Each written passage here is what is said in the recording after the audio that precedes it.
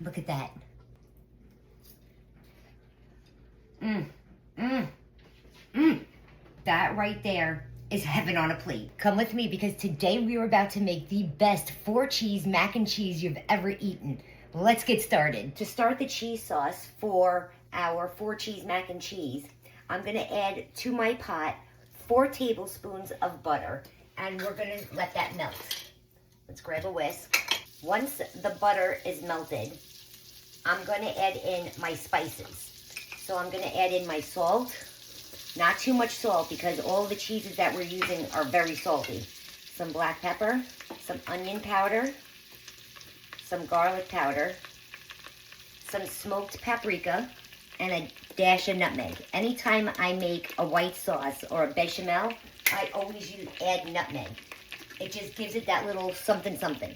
Now that we have all our spices in the melted butter, we're gonna give it a minute and let them bloom and toast up. What we're doing here is waking up the flavor of all those dried spices and telling them, hey guys, give me all you got. Put all your flavor into this sauce. That's what blooming spices does.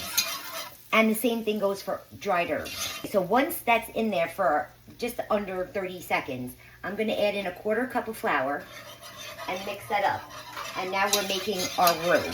So once we've cooked out that raw flour flavor for about a minute, we're gonna start adding our liquids. First, I'm gonna go in with 3 cups of whole milk. And you wanna add it slowly because you don't want it to clump up. Now, once it starts to thin out, you can add it in quicker. Once we have the 3 cups of milk in, I'm gonna add in some panna. What panna is an Italian heavy cream. Every single time I make a sauce, I use panna instead of heavy cream. If you can't find this in your grocery store, you can definitely substitute heavy cream. So I'm gonna add that in, and look, it's very heavy, very thick cream. And you wanna get that all out. Now we're just gonna whisk that all together. And what I also like about using the panna is that it stabilizes your sauce. So you'll have less chance of it breaking and separating, especially if you're gonna reheat this. Now we're gonna get that all combined.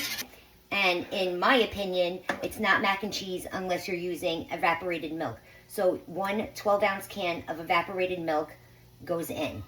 I like the Carnation brand evaporated milk. I think it's superior. I never use, especially in something as delicate as this, I would never use anything else other than Carnation. When you're making good food, you want to use good ingredients. Good ingredients equals good food. So don't skimp. So now we're going to let this come to temperature, to a boil, and at that point we're going to see how thick this is.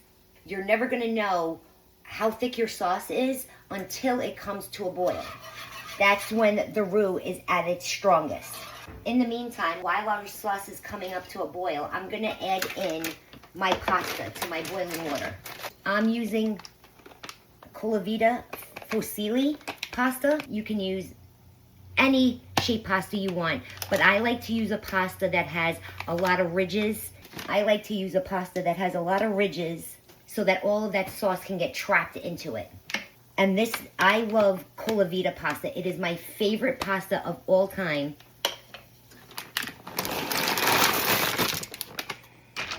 So we're just gonna let that come to a boil, and we're gonna cook it 2 minutes under al dente, because remember, this is going in the oven, so it's gonna finish cooking in the oven. So once our sauce has come to a boil, and you can see how beautifully thick this sauce is. See how it coats the back of a spoon? That's exactly what you want. So now I'm going to add in 8 ounces of mascarpone cheese, and I'm gonna let that melt into the sauce.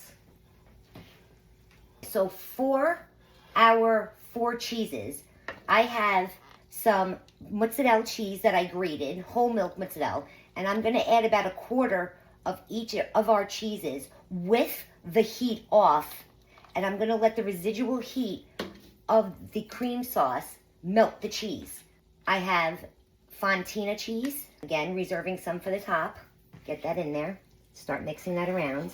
Again, with the heat off, When you add cheese to a cheese sauce and the heat is too high, you literally get a grainy sauce. So sometimes people say, why does my sauce taste so sandy or gritty? That's why, because you overheated the cheese. Just let the residual heat of the cream mixture melt the cheese. And then I have sharp white cheddar. Then I have Parmigiano-Reggiano, freshly grated, and Pecorino Romano, freshly grated. And now we're just gonna mix that all together. And this is gonna be glorious. This is one of those dishes where people are sitting around the table and they're going, what? Oh my God, I can't believe this. And it took no time at all. All we did was mix some ingredients, make a sauce with really good quality ingredients, and we got something magical. Look at that. Look at how thick and luscious that sauce is. Isn't it gorgeous? So now we're gonna take this off the heat and we're gonna wait for our pasta to be done. Now our pasta is done cooking, so let's add the cheese sauce to the pasta. And we're gonna give that a stir. Oh my God, look at that luscious velvetyness. Now we're gonna take just a little bit of reserved starchy pasta water and we're just gonna thin it out ever so slightly. Oh, that is beautiful. That is a gorgeous sight. Let's get it in our baking dish. Here I have a 9x13 baking dish that I sprayed with non-stick cooking spray, and we're just gonna give that a pour. Just spread it out to make sure it's all even. And then we're gonna add on our reserved cheeses. That's the mozzarella cheese, the Fontina cheese, and the cheddar cheese. Spread that all out to the edges. We're gonna pop this in a 350-degree oven for about 25 to 30 minutes or until the top is golden and the cheese sauce is bubbling. While our mac and cheese is in the oven, bubbling away, she's almost done. So I want to show you the topping that I'm going to make for it. So in a pan here, I have 2 tablespoons of butter that we're going to melt. To our melted butter, I'm going to add in about a cup of breadcrumbs. I have a mixture of seasoned panko breadcrumbs and traditional breadcrumbs.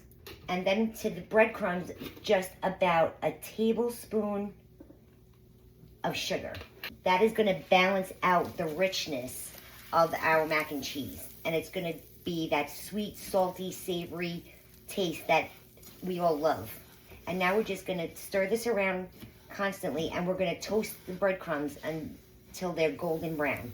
Our breadcrumbs are beautifully toasted, so now we just want to get them out of the pan immediately because they're going to still cook while they're in the hot pan. Our mac and cheese is done, and tell me it does not look gorgeous. This bubbling masterpiece is going to be delicious. It's time to serve her up. Look at that. Beautiful. This is hot.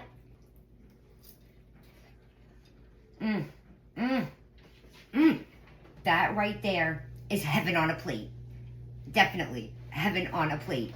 If you're going to a barbecue this summer, a potluck, this is the dish to bring. It is so good. You get every single flavor because we bloomed those spices, and the creamy cheeses are out of this world. And it's not your traditional mac and cheese. If you want the recipe to my 4-cheese mac and cheese, just click the link in my bio and go to my Substack and you can find the recipe there. Thanks so much for hanging out with me, guys.